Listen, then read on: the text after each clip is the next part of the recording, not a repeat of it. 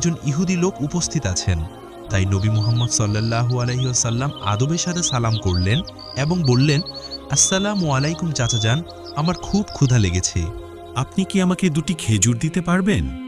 তখন আবু জাহেল শিশু নবীর দিকে ঘৃণার দৃষ্টিতে তাকিয়ে বললেন, আমি তোমাকে খেজুর দিতে পারি, কিন্তু একটি শর্ত আছে। ওই যে ইহুদি দাঁড়িয়ে আছে, তার বস্তাটি তুমি যদি নিজের মাথায় রেখে আমার বাড়ি পর্যন্ত পৌঁছে দাও, তাহলে খেজুর পাবে। আবু জাহেলের কথায় শিশু মোহাম্মদ সাল্লাল্লাহু আলাইহি ওয়াসাল্লাম রাজি হয়ে গেলেন। অতঃপর দেরি না করে নবী মোহাম্মদ সাল্লাল্লাহু আলাইহি ওয়াসাল্লাম সেই ইহুদির কাছে গেলেন। তখন ইহুদি অবাক হয়ে বলল, হে মুহাম্মদ, তুমি এখানে কেন এসেছো?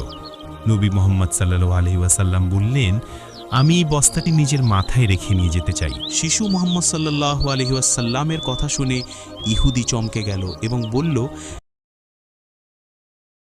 তুলতে পারবে? মুহাম্মদ সাল্লাল্লাহু আলাইহি ওয়াসাল্লাম হেসে বললেন, হ্যাঁ, নিশ্চয়ই তুলতে পারবো।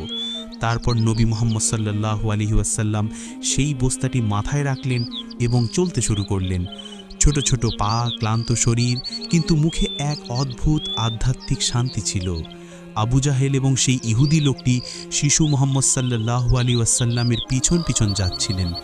এইভাবে চলতে চলতে কিছুক্ষণ পর বস্তাটি আবু জাহেলের বাড়ির সামনে রাখা হলো। ইহুদি লোকটি বাড়ির ভিতরে নিয়ে চলে গেল। তখন নবী মুহাম্মদ সাল্লাল্লাহু আলাইহি ওয়াসাল্লাম বললেন, চাচা যান, এখন আমাকে খেজুর দিন। তখন আবু জাহেল শুধু একটি খেজুর দিলেন। নবী মুহাম্মদ সাল্লাল্লাহু আলাইহি ওয়াসাল্লাম নরম সুরে বললেন, আপনি কি আরেকটি খেজুর দেবেন না? এই নিষ্পাপ অনুরোধ আবু জাহেলের ভেতরের আগুনকে যেন আরও বাড়িয়ে দিল। রাগে ভরে এসে নবীর মুখে একটি জোরে থাপ্পড় মারল এবং সেই মুহূর্তে যেন সূর্য ডুবে গেল, আকাশ ফেটে পড়ল, বাতাস থেমে গেল এবং পাহাড়ও কেঁদে উঠল। কিন্তু আবু জাহেল হাসতে হাসতে নিজের বাড়ির ভেতর চলে গেল। ভেতরে গিয়ে যখনই সে খেজুরের বস্তা খুলল, তখন চমকে দেওয়ার মতো দৃশ্য তার সামনে এলো। আবু জাহেল দেখল যে সব খেজুর ছোট ছোট পাথরে পরিণত হয়েছে।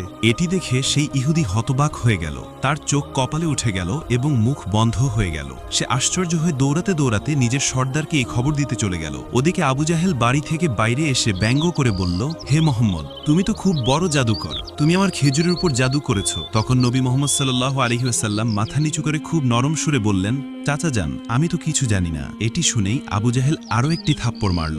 তার আওয়াজ যেন আকাশ চিরে গেল, সবকিছু থেমে গেল এবং সেই নিষ্পাপ শিশুর চোখ থেকে একটু অশ্রু গড়িয়ে পড়ল। কিন্তু কি মমতা ছিল, কি রহমত! নবী শুধু এতটুকু বললেন, চাচা যান, আপনার হাতে আঘাত লাগেনি তো? সুবহানাল্লাহ, কি করুণা!